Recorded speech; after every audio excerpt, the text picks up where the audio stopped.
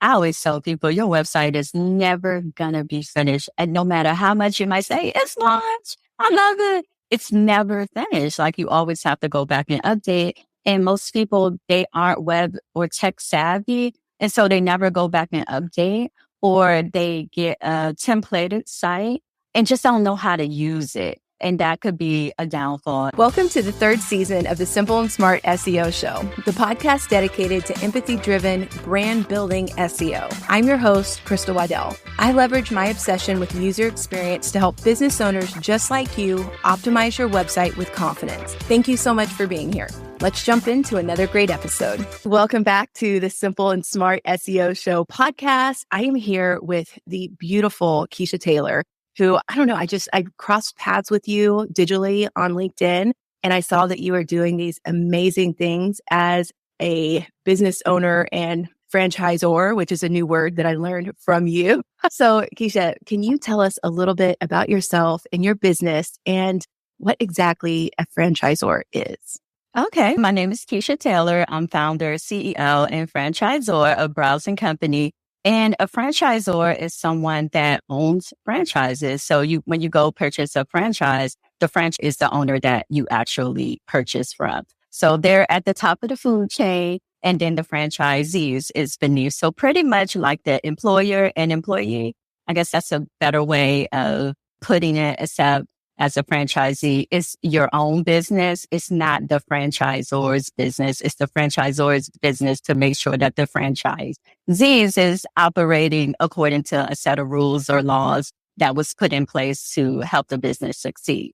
So that's what an overall franchisor does. I am a permanent makeup artist. I'm an educator. I'm a trainer, and I guess speaker too, podcaster, and just been in the beauty industry for over 20 years, growing my business. And one of the specialties I have, and this is how we probably cross paths, is local SEO.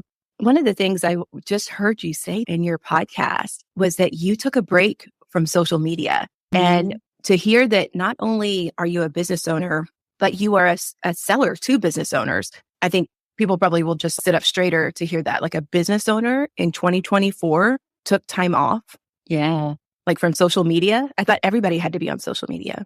No, actually, I was very scared of not being on social media, but I really got tired of it. Like I really got sick of posting every day to social media. And I'm like, it has to be a better way. Just because you're a business don't mean you have to be on social media. And luckily for me, I had that local SEO side, that organic strategy side that I use with my website, Google Business Profile. So for me, I didn't have to hustle on social media because that wasn't like my main way or not my top of funnel way of getting clients. And I started to feel like it was just for visibility. I started to feel like the clients were coming less and less from social media and more from organic traffic. So immediately, right after it was New Year's Eve, that was the last post that I made to social media as far as my business and personal. And I just enjoyed it so much. I was like, okay, I don't want to go back. And I still haven't really,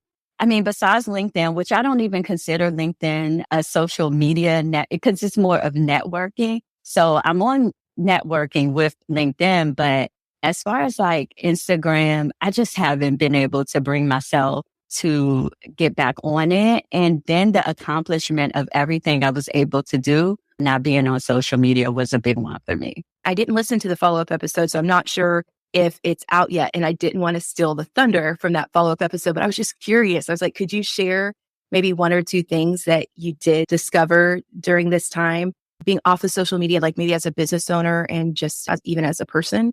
Yeah. So as a business owner, I was able to launch my podcast, which was the Browsing Coach Show.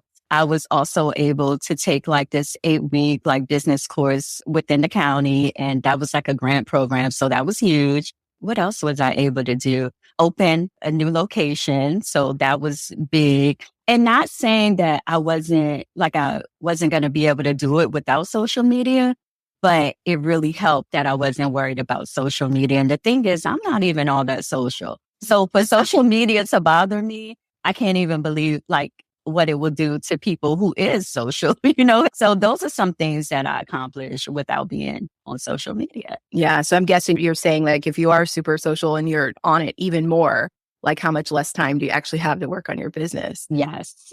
Yeah. Sure. Okay. So before we get into the SEO stuff, I definitely want to back up because I love hearing stories, like other entrepreneur stories. So can you just talk us through like how you got started in your business and what brought you to this point today? Sure. The SEO side or the beauty side? The beauty side. Okay. Yeah, let's So start how with the I got beauty side. started in the beauty industry is I used to do brows. Like I used to do brows a long time ago when I was a teenager, and I just became like extremely good at it. So then my friends would be like, Keisha, can you do my brows? And then I would have friends coming over the house, doing their brows, having a house full of people. And then my family member was like, can you do my brows? So I'm doing like all my aunt's brows. And then my grandmother was like, can you thread my brows? And I was like, I don't know how to thread. She's, yeah, it's some new technique like in India. So I was like, okay, I don't know how to thread brows, but I'm going to learn. So I went to New Jersey. I learned from someone of Indian heritage to learn how to thread, came back and started doing my grandmother brows.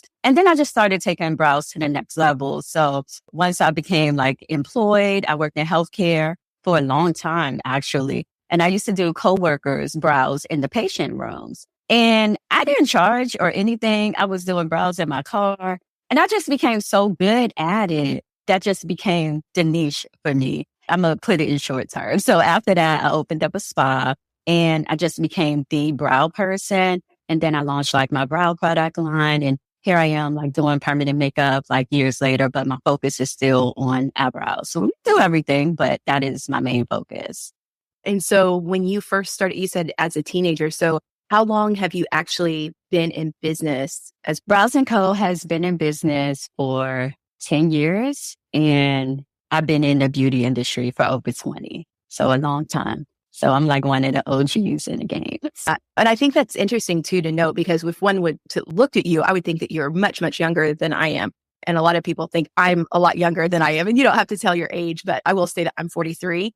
Okay. So a lot of people think that I'm younger than that, which is to my benefit and probably yours as well, because as an OG, you probably know a few things that maybe some people don't even realize that you know, which is great. But it's just nice to hear the story because it's like, man, did this just happen last year? I used to be an athlete. And so for years, I wasn't an athlete that was super girly or whatever. I just threw my hair up in a ponytail, went wherever I went for decades. And it wasn't until about 3 years ago when I hit my 40s that I started getting interested in makeup. And that was probably another reason why I was attracted to your profile, because I thought, oh, this is so neat. I was getting into eyebrows and all that type of stuff. And so to see a business owner in the beauty industry it was great to get a look behind the scenes. But this whole world is new to me and I just love exploring it. And it seems like it just started, but it's been around for a long time. Yeah, it's been around. I always say I've been doing brows before keeping up with the Kardashians. So a very long time, because the Kardashians made it a hit, but I was doing it way back when, before all of that. So natural is always in. I'm going to tell you that. So your makeup looks beautiful. Natural is always a plus. Well, thank you for that. I just love that you took this skill and then you seem to have like a knack for listening to your customer, which seems to me like probably one of the driving forces behind your success, because even before you were getting paid, people were asking you questions like your grandmother, hearing about threading, and then you taking the initiative to go and learn directly from like the culture that did it. I just think that's a beautiful thing. Oh, thank you. Oh my God. It was like taking the train in New York and getting on 2 buses to go to New Jersey. I was totally lost, like out there in the streets. And guess what? It was no cell phones. It was no cell phones. Wow. Yeah. So I think that says a lot about you too. Like I get this. Like you want to be the best. So you want to learn from the best. It's like, don't tell me about it. I want to learn from the best who did it first. So kudos to you. That's really special. Thank you. Thank you. Yeah. That's exciting. Okay. So as we're talking about and thinking about like business profiles and SEO, how did you learn about SEO? Where did that come into play? And that's the funny thing. That's like a whole different side of me that a lot of people don't know about, but my degree is in graphic design. So building websites and doing all of that stuff, you get hip to SEO like on the back end. So that's how I learned how to do SEO. But I didn't start doing local SEO until like my business opened, until I opened a brick and mortar. Then that's when I started doing local SEO. Now I like regular SEO, but it is complicated. I like local SEO better. So, so then I started helping beauty business owners with local SEO because I feel like you're trying to attract everybody in the US when you only need to attract people within the first like 10 to 15 miles of your business. So that's why I said it's it's not a little bit easier. It's definitely a lot easier. But that's how I got started with SEO. It's just my background in graphic design. Awesome. Is that how you were able to stay successful off of social media? Obviously, you'd already built up a brand and clientele and probably referrals and all that type of stuff. But do you feel like it was having that kind of local search presence that made it possible? Yes, definitely. So being present in local searches and having those location pages like on your website and being mobile optimized, things that people just don't think about. And not just being on Google, Apple Maps. It's another one. Like people aren't really hip to Apple Maps for business. They're all up, yeah, girl, go ahead and put that down. But people aren't really hip that a lot of people use Apple Maps. Everybody don't use Google Maps. So you got to be present on both. And yeah, like the love for local has become overpowering, I guess, for me. And that's how I was able and still able to survive and not be on social media. Okay. So you're right. We have to stop for a second and have a moment for Apple Maps. Okay. Because is this a different place of search than Google Maps? Like, they don't come from the same set of data? No, it doesn't. And the thing with Apple Maps, if you're a brick and mortar, and like I said, I specialize in beauty businesses, but I'm sure that it works for other local businesses as well. But Apple Maps pull your reviews from Yelp. And also, if you have a booking platform hooked up as a third party to Apple Maps, it pulls your reviews from that booking platform. So with me, my booking platform is Vagaro. And Vagaro is connected to my Apple Maps. So it's pulling in all of my reviews from Vagaro. So when you are looking for directions, you know how you're on your phone and you're looking for directions. Some people use Google Maps. Some people use Apple Maps. And more than likely, a lot of people with iPhones are using Apple Maps. Yeah, because you have to install the Google Maps app, whereas the Apple Maps is already there. Yes. Sure. Oh my goodness. Okay. So I knew that about Yelp. I'd forgotten. So do you recommend that people have a Yelp listing as well? I do. Now, I don't recommend that you do ads with Yelp. Yelp has gotten like a bad reputation like over the years, but it's people that use Yelp and you have to be present in front of those people. So I do recommend having a Yelp, especially if you're a restaurant or beauty business or other brick and mortars. Definitely use Yelp because first, it has high domain authority. So number one, when people are searching for your business, Yelp is going to come up in search probably before your business domain address. So definitely being present on Yelp, it's a plus. It's a plus. They collect the reviews. Why not? So what about when you have reviews in multiple places? Is there a way to aggregate that, or is it just there everywhere? It's just there everywhere. I guess maybe one day AI will figure this one out. But as far as like right now, the king of the reviews is Google. So all your reviews, try to get all your reviews on Google. That's the best thing that I can tell like any business, because Google is the number one search engine, and then YouTube. And then we're not even going to talk about Pinterest. Maybe we can talk about it. That's another one. It's a big one that a lot of people just, even for brick and mortar or location businesses, they should be on Pinterest. I'll put it like that. But I would get on Pinterest before Instagram, actually. Oh my gosh. I love this conversation because Pinterest is my number one traffic driver of a platform, but I'm an online e-commerce business. So tell me more about why brick and mortar should be on Pinterest, because I've never heard a brick and mortar SEO advocate talk about Pinterest. Okay. So Google is first, Apple is second, and Pinterest is third for me as a driver. Now, I do blog, and that's another thing that you should be doing if your local business is blogging. It's not dead. It's definitely not dead. But for me, Pinterest is used as a portfolio piece as you would to Instagram. You would post your before and afters to Instagram, or promote your courses or whatever that you're doing in your brick and mortar. Just have a board and do it on Pinterest. Because again, Pinterest search is going to come up before Facebook and Instagram. Actually, when you search a business name, it's Facebook and Instagram is going to be underneath Pinterest. Pinterest is going to be ahead of that one. So for me, local boards, like having local boards, if you have like favorite restaurants in your area, like use like your local network to pull traffic into your local business.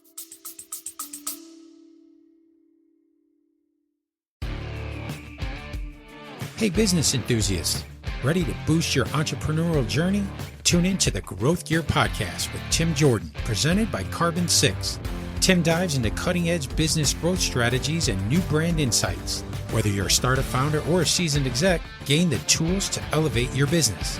Subscribe to the Growth Gear with Tim Jordan on your favorite podcast platform. Shift into high gear. The Growth Gear is your guide to fast-paced business success.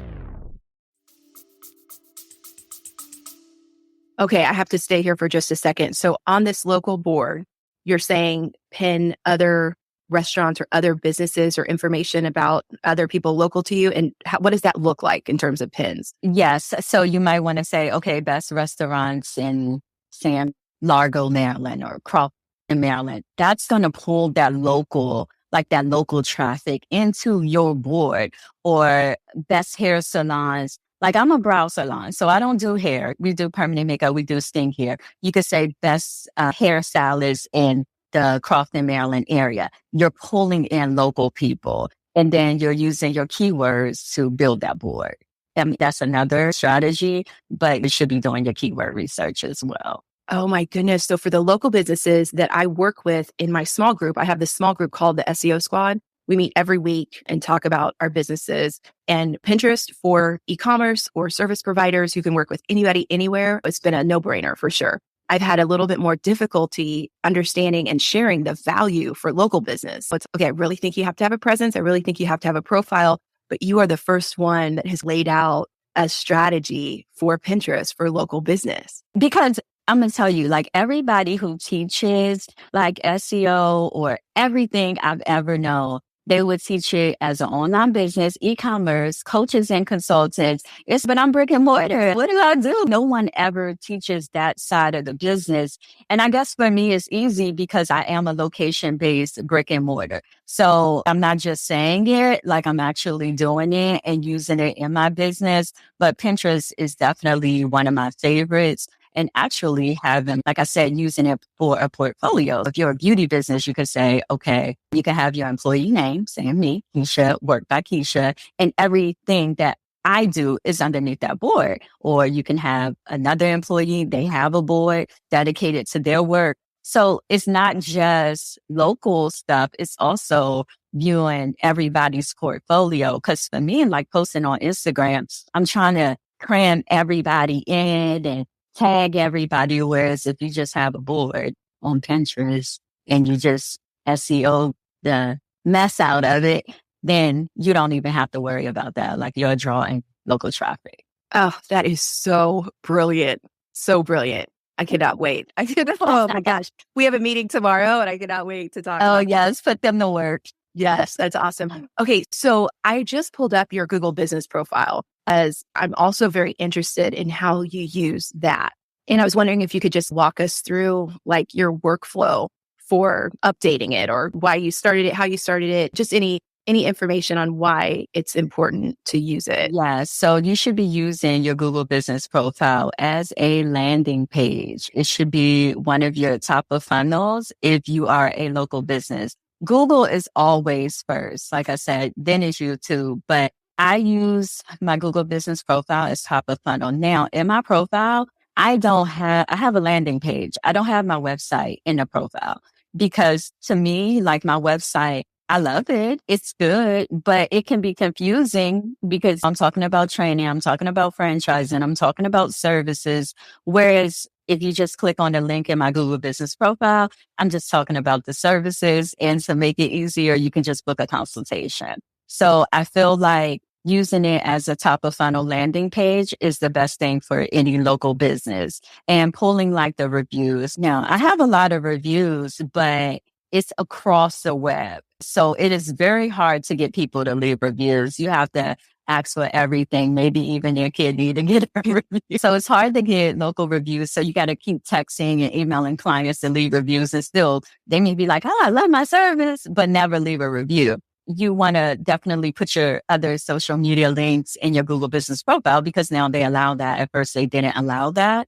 And also make it easier for people to book with you from your Google business profile. Most booking systems can hook up with your Google business profile. Like I know they have the basic ones. Like if you're not a local business, if you're an online business, I believe like they have Acuity and stuff. I'm not for sure. But for a beauty business, before you even pick your booking platform, you need to make sure it connects with Google, because just to have that book online button is important. Same with Apple Maps. You want to make sure that booking is third party integrated with Apple Maps. It would just make your life easier. And also doing your post updates. You have to post. You have to post to stay in Google algorithm. And so these posts are like mini blogs. Like I have mine on autopilot. So I set mine up like through a different platform. I set mine up as autopilot. So it just automatically posts. And sometimes when things are not chaotic, like I'll go on my phone and post myself. And the most important part is posting from your phone, posting photos from your phone because of the geotags. Okay. So let me explain that for okay. I'm over here like, whoa, okay. Let me explain that for local business owners. So if you are a local business and you're telling Google that you want traffic in your local radius, and you're posting photos to your Google business profile, but it's photos that you took, saying 30 miles outside of your local business, then you could be deemed not relevant to search. You know what I'm saying? So for my business, every picture that I take inside of my business is posted on my Google business profile because of the geotag. It's saying it's at that location. So I'm relevant in Google's local search. Is there a way to switch those tags? Say a customer shares an image with you and it's like from a different state. I think you can put it into some kind of map coordinate, but I'm not for sure. I never had to do that. Okay. But it's best to tell that customer to leave a review and post the picture with that review. Okay. Yeah, that's really great feedback, because sometimes I post pictures from, say, my product photographer who is in Michigan, which I do serve. My service area encompasses the entire United States. So hopefully that's not a big deal. But whatever information's with his photos goes with them. So another thing you can do is when you post your picture to your Google business profile, you have that pencil icon. So you can always put the state in it, like the city, state, and maybe zip code. Do that, and that will pull it in with it as well. That's so interesting. I had no idea. Okay. I noticed that you have products listed on yours and you have posts and updates. They're different, right? No, the same. Okay. So when you click on the profile to do updates, you can either do like a promotion, a special, but they still come up as posts. Okay. All right. And do you recommend using the promotions tab? Yes, I recommend everything that they offer. They have taken away a couple of things, or they're going away this month, like chat and keeping up with like your phone call log. So a few things are going away, but I highly recommend doing Google posts at least 3 times a week. It only takes a few minutes. Or you can go on Canva, create something, a template or something that you can use, and just do different posts during those different days if you want it to look pretty. Being a woman in business comes with its own unique set of challenges, but also so many opportunities. We get ahead by leaning in to what makes us different from business as usual. I'm Samantha Hartley, host of Profitable Joyful Consulting, inviting you to a special 6-episode series exploring the experience of being a woman in business. You want to hear from women consultants who've hit $1 million, who sell 6-figure engagements, or who've broken their own revenue ceilings? Yeah, those are my clients, and they'll be sharing too. Join me for 6 must-listen episodes that tackle key challenges for women consultants. Follow Profitable Joyful Consulting on your favorite podcast app. Yeah. And so many people start with social media and they are like, hang their head against the wall, posting all the time to social media. And I'm like, okay, at the very least, why don't you take those social media images and bring them over to your Google business profile? Exactly. It will do you much more like in the terms of search. And even if you do video, like you can upload video. It's not as robust as a YouTube, like the video over there at Google, but it does show up in search. So that's another thing. If you click on images, you're going to see these videos just rolling nonstop. So if you're already doing video over in Instagram and TikTok, now they can't have the watermark of Instagram and TikTok. No platform likes that. I don't know what people do sometimes, but no platform likes the watermark of another platform. So if you can just record it and do the original video, because actually Google won't even let you upload it from your phone. When you go to upload from your phone, Google will, this is funny, it will give you an option. You're like, no, I took that photo. It's there. But Google won't even give you the option to post that photo. You won't even see it on your list to post or on the galleries to post it.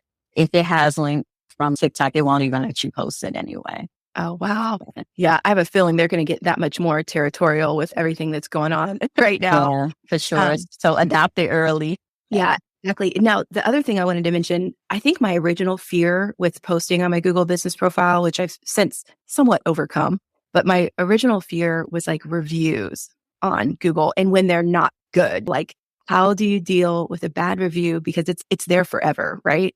Yes. And Google will never take it off. They will never take it off. I've had bad reviews, and not that I did a bad service, but maybe someone called in the time to said that we were open. So that's another thing. You got to make sure that your time is correct. And so someone would be like, oh, I went there and it wasn't open. And so that could be a negative review, and Google will tell you that they have a right. They have a right to leave their opinion about your business. But don't be afraid of it. If you do get a negative review, then just respond back. Always address them by their first name. And it's the tone of the voice that people are reading. And I always recommend, as busy as us business owners are, respond to your reviews. Don't get an automated or a chat or even like an agency. It's just not, it don't even look like someone really thought about it. So another thing that could get you in search. Of course, reviews is one of those things that Google say, okay, we're looking at this, but when you respond back to the review with their first name, hi Kechia, thanks for visiting such and such in this location. Thanks for visiting Browsing Company in Gambrills, Maryland. I'm tagging that location in my response. So always respond, whether it's negative or positive. Always respond, and respond immediately if you can, but at least within 24 hours, or it becomes like irrelevant. Okay. So what if, say you respond quickly and you're angry and your tone of voice is a little rough? Can you go back and edit your response, or is that forever as well? I think you can edit. I'm not for sure. I never had to go back and edit. And I understand, because I had those moments because you're upset that someone left a bad review about your company. So just take a deep breath before you write it and think about what you write, because think about another customer is going to be reading that response. Yeah. That's what I've noticed even with my Etsy shop. It's like, for the most part, I've gotten great reviews. One person once who I had sent 2 boxes, but instead of putting box 1 of 2, I just sent them. So she got the first box, and I make giant letters and numbers. And so the first box was small. It was what the numbers sit in or helps them stand. And so her first response was to email me and chat with me and all these different things, like through my website, even though she bought on Etsy. I didn't see it. And then she put this beware 1-star fraud. It's like, wow. Oh, God. She went from crazy. 0 to 100. And that's the thing. I was like, I realized over time, I was like, when you deal with people like that, they may be in just a state of mind, something in their world is falling apart, and you happen to be there and take the brunt of it or whatever. But at the end of the day, when other customers, like you say, scroll through those reviews, I don't think they're looking for perfection, but they do want to know how you respond when things aren't perfect. And it's her ugliness. I could have elevated that with my ugliness, but that's going to cost me more customers in the future. And people love reading negative stuff. Like it's like reality TV. Like people love like, oh, she said this, she said that. But no one expects for a business to be perfect. We've all looked at bad reviews and still ordered something from Amazon. It's just when you have a slew of bad reviews. So for each bad review, you have to have 10 good reviews. And you want to bury that bad review. And like you said, it can also give you feedback, like a brick and mortar with hours that are inconsistent. Obviously, that's something you want to fix. E-commerce store, people were saying, hey, you're showing painted photo props in the pictures, but when I get it, it's not painted. I feel duped. Oh, okay, that's good. Let's really make that clear. So the feedback, although sometimes it doesn't feel good, it actually can help your business get better too. Yes. And sometimes, like I feel business owners, even me, we're all over the place sometimes. And sometimes we don't update our website. I always tell people your website is never going to be finished. And no matter how much you might say, it's launched, I love it, it's never finished. Like you always have to go back and update. And most people, they aren't web or tech savvy. And so they never go back and update, or they get a templated site and just don't know how to use it. And that could be a downfall. And so between your website and your local profiles, it could be some inconsistency down to maybe abbreviating road as RD, but on your website, you have road totally spelled out. Hey, Google says that address is not matching. Yeah, I feel like it's a lot of inconsistencies with people profiles attached to their website. So your website is your home and everything else supports it. So just try to update everything make sure that it matches. But like I said, Google is king. So everything has to match from Google. If Google abbreviated road, then in your website, abbreviate road. Oh, that is such great advice, just to know which one is the better one to choose. Thank you for that. No worries. It's hierarchy. Yeah. And speaking of websites, this is the perfect time for me to talk about Wix Studio. Yes, let's hear it. Digital marketers, this one's for you. I've got 30 seconds to tell you about Wix Studio, the web platform for agencies and enterprises. So here are a few things you can do in 30 seconds or less when you manage projects on Wix Studio. Work in sync with your team on one canvas, reuse templates, widgets, and sections across sites, create a client kit for seamless handovers, and leverage best-in-class SEO defaults across all your Wix sites. Time's up, but the list keeps going. Step into Wix Studio to see more. I think I have a couple follow-up questions about websites, and then I think I'm done picking your brain today, although I can talk to you further. No problem. I know we can talk all day about SEO and especially Pinterest. I would love to go more in depth with Pinterest. But yeah, go ahead and ask. I'm all for it. The first thing is about websites. Like when people are franchising or become franchisees or you're advising them, do you have a preferred website vendor that you use or that you recommend to them? For franchisees, their website, they get location pages off of the main website. So my website is the hub, which is the main page. And then the franchisees location will get a location page. So everything feeds off of the main website. And that's how we do it. I don't know about other people, but that's how we do it. So just essentially, whatever city and state you're in, you'll have a location page because all the services and everything is the same. And then in your location page, when they book, it goes to your booking page, that business, that franchisee's booking page. Okay, so that makes more sense to me now as well, because I was wondering about the location pages and how that fit into the SEO strategy. But it makes sense when you have a head brand and then multiple locations in multiple cities or whatever. Yeah, so it's just you have the location tab, and then underneath you just have all of your locations. Now, each location have to have their own digital footprint. So they have to have their own Google business profile, their own Facebook, their own LinkedIn, because it's their business. They're just a location. And then as a franchisor, do you handle the SEO for that site, or do they have control over their own page? We handle the SEO for the main site and the location page. So they never have to worry about marketing or SEO. That's a part of their fees. Like their monthly fees is the marketing, the training, the education. So they don't have to go in and do any of that. Okay. So I totally lied. Now I have another question about that, because you had mentioned it in your podcast, how if you're an amazing artist, if you will, you may not have business acumen, you may not have business training or business skills. So how does one take like this amazing skill set that they have and turn it into a business? Okay, so you have to want to be in business. So for the industry that I'm in, you can either go two ways. You can work for someone, or you can go into a business, or you can get a franchise. So it's three avenues. Sometimes being a business owner may not be the right direction for you because you have your ups and downs, your ins and outs. You have to hire and fire. Like, it doesn't mean that just because you want to be in business that it's a great idea. So I don't promote everybody to be in business because some people have to work. What are we going to do if it wasn't people out here working? Everybody can't be a business owner. But I would say that if you do go the business route, then make sure that you're educated on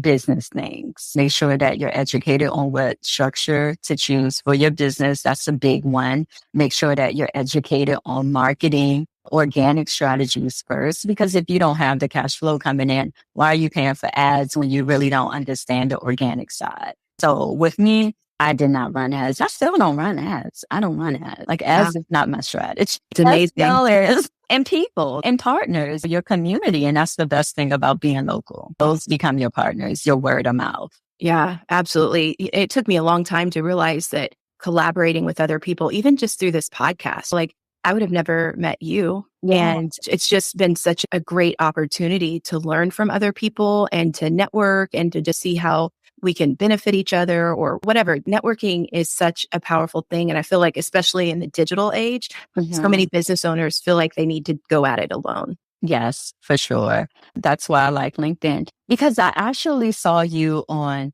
Kate All's page, because I've been a fan of hers for years, like the OG, like when it Yes. interest. Like, I've been a fan of her for since she came out, like a long time. And so I saw you on her page, you guys, and I was like, okay, yeah, good. Yeah, I was excited when she came on. I was really, grateful because she had taught me so much because, like I said, Pinterest was the number one traffic driver from day one. And I was like, huh. And so, of course, she's the one that has the Pinterest advice out there. It was like the first one. So yeah, it's amazing. And again, I would have never had a chance to sit down and have a conversation with her without this podcast, without saying, I want to go and just learn and connect with people.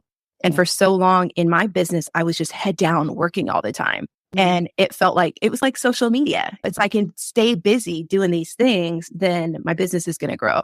But not doing other better things, connecting and investing in SEO and that type of stuff, that was going to have a bigger impact. Yes, for sure. And for the local business owners, I'm going to give a tip because I see so many people miss this one, and it's so easy. Like, on your website, like if you're a local business owner and you're uploading photos, especially stock photos, which I don't believe in. I don't believe in stock. Some people have to use it. It's to name your images according to what you do in the city and state. So that's going to boost you up in search as well.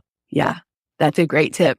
Okay, so tell us a little bit about like how people could work with you. Is it only brows and esthetician type women or men or whoever that can work with you, or do you work with other small business owners? My specialty is local beauty businesses. Now, I can advise if someone owned like a roofing business, but I'm that girl that needs everything to be pretty and cute and stuff like that. But I can still advise them. But my specialty is beauty businesses, and they can work with me. So I have a program called SEO for the Beauty Pro, and it's a program for 3 months, and you just get in and it's done for you, but you still have to do some things like gather up your stuff. I'm not a wizard. I can't, but yeah. And you have the website, but it's Vagaro.com. I'm one of their business coaches, so I have to keep their domain, but it's Vagaro.com/SEO for the Beauty Pro. Okay, Kechia, you are amazing and so much fun to talk to. I hope this isn't our last conversation, but I will definitely link to all of those things. And just know that you have a super fan here in North Carolina. And I meant it when I said I wanted to come up and see you. So that is a goal for 2024/2025. Okay, sounds good. And thank you again for having me on your podcast. And I look forward to doing many more things with you. Yeah, awesome. And I'll link to Kechia's podcast in the show notes as well. So for now, we'll sign off, but I will see you next time. All right, bye.